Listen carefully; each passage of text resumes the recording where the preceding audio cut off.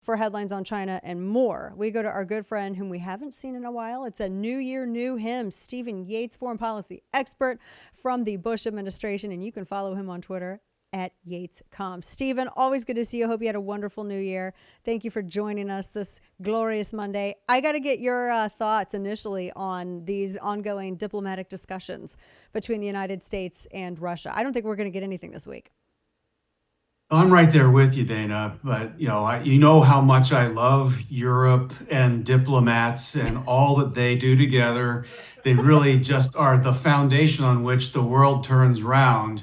Right? We really, I think, have been so stuck in allowing kind of this elitist Eurocentric clique of people to just bog us down in endless distraction and resources getting sunk into the old continent. And I think it's come at the expense of real emerging challenges that come from other parts of the world that we often talk about. But Russia definitely is keeping itself quite busy, making the world less safe for everybody else. The developments in Kazakhstan are just par for the course. Lots of resources are at stake, which is also kind of an issue with Ukraine too. But these are far away places, and we have to have a serious conversation as Americans with Americans, and then as Americans with the old continent of Europe about this is where we're going to focus, this is where our resources are going to go. But you guys in Europe, with a collective economy 12 times the size of Russia, you got to get your own collective stuff in order and take care of these things. It's not like we want to be indifferent, but you guys have really got to step it up and do more on your own. And it's only if they show seriousness will Putin stand up and pay attention. We know that he's not waiting for the Biden administration to stand up and do anything meaningful. And even America right now is in such a period of malaise, as I guess people have come back to saying, that they're looking really to Europe first. And if they stay asleep and under-resourced, well, then Putin's got to go. Yeah, definitely. And I think that's really ultimately, talking with our friend Stephen Yates, foreign policy expert at YatesComs on Twitter, I think that's really, it's very incremental. Correct me if I'm wrong on that, because it seems like the goal, if I were Putin, I would want to do everything I could to chip away at the perception of power projected by the West through the unity of these European nations with the United States and Australia, etc. And so far, he seems to be incredibly successful at doing that, whether it's using energy or a number of other things. And that, if they can maintain that, then that's a huge victory, I think, for him. It is. He sees, I think, social vulnerability and division. I think he sees security vulnerability and division. And there's a lot of simple things that we could be doing that we just, for whatever reason, our politics don't let us get to the point of trying to get smart about them. I'm a tech geek. I'm not disinterested in electronic vehicles. I just don't think that they need to solve the world. But what a stupid thing to commit to if all the parts for batteries that we have to rely upon are in these parts of the world that the authoritarians are locking up for themselves right now. You can talk about wanting to save the planet, but you're literally leaving it into the control of these bad folks. So your solutions aren't met up with realities of supply chains and all of that. So you have such a sort of a reawakening that we need to have. And so for the tyrants, it's easy. They bash people's heads, they take their resources, and they push for advantage. They don't really have to be moral about it.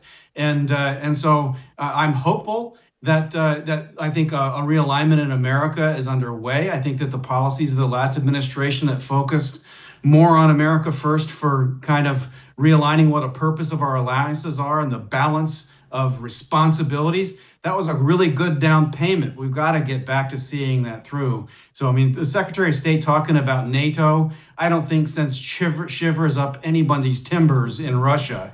And so we have to get NATO and Europe itself more self-invested and really more capable of doing what it needs to do. We're talking with Stephen Yates. And Stephen, on your timeline, you had retweeted this. I thought it was a great remark from Florida Governor Ron DeSantis, kind of switching focus from one tyrant to another, from Russia to China. And he was talking about the CCP stealing American technology, which they've done for such a long time without any accountability. And he called them a threat to the semiconductor supply chain, which they are. He's investing funds, he says, to increase microchips and semiconductor manufacturing in Florida so that the supply chain, as you just mentioned, cannot be held hostage by the CCP. This is smart. And this is something our president, honestly, should be saying. And yet he's not. Why? Well, I think that we know why the president isn't saying things, because I think there's some synapses that are not connecting in that Borg that trying to speak in clear sentences and clear policy. And so unfortunately, as a nation, we're stuck for a time. We're going to need chief executives in the states to step up and be smart and strategic if we can't rely on federal leadership to do that. I think it's really very, very important when we look at supply chains. I think post-COVID, a lot of people have taken a wake-up call about we can't afford to be vulnerable on anything from protective gear and prescriptions to technology and supply chains. And even as I said, if you're one of the worshipers of the sun god and you want to save the planet, you got to have a clean supply chain for batteries.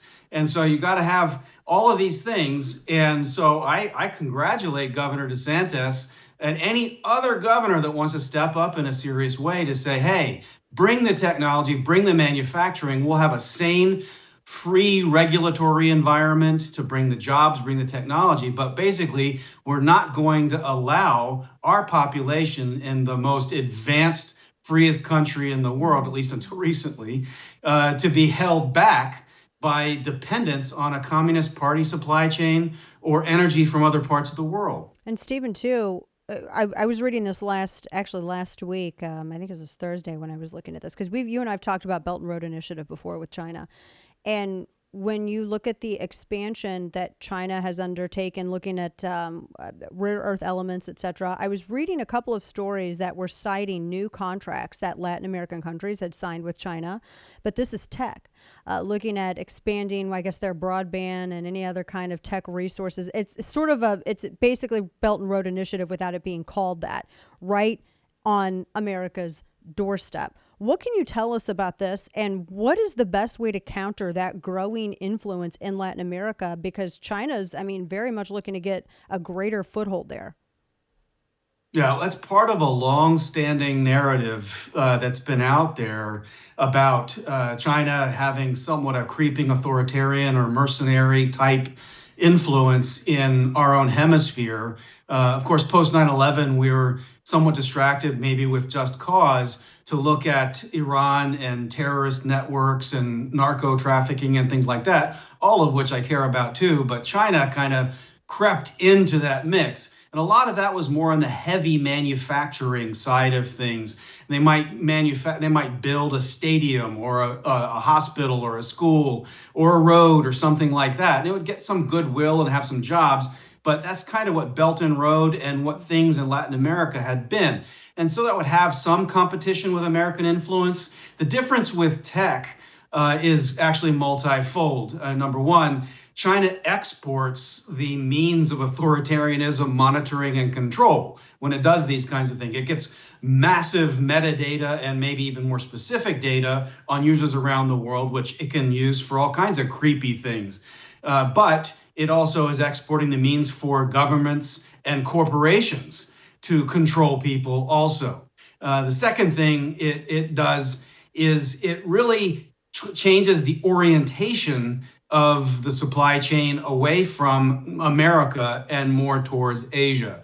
And so I'm much, much more in favor of trying to onshore a lot of our investment and shipping from China to emerging markets and parts of our own hemisphere. That may take time and expense, but we should recognize that the world's globalists and global welfare programs gave hundreds of billions, if not trillions of dollars to build up China's infrastructure to have this slave labor platform that we rely upon now. Yeah, that's a great point. Great point indeed. Last quick thing.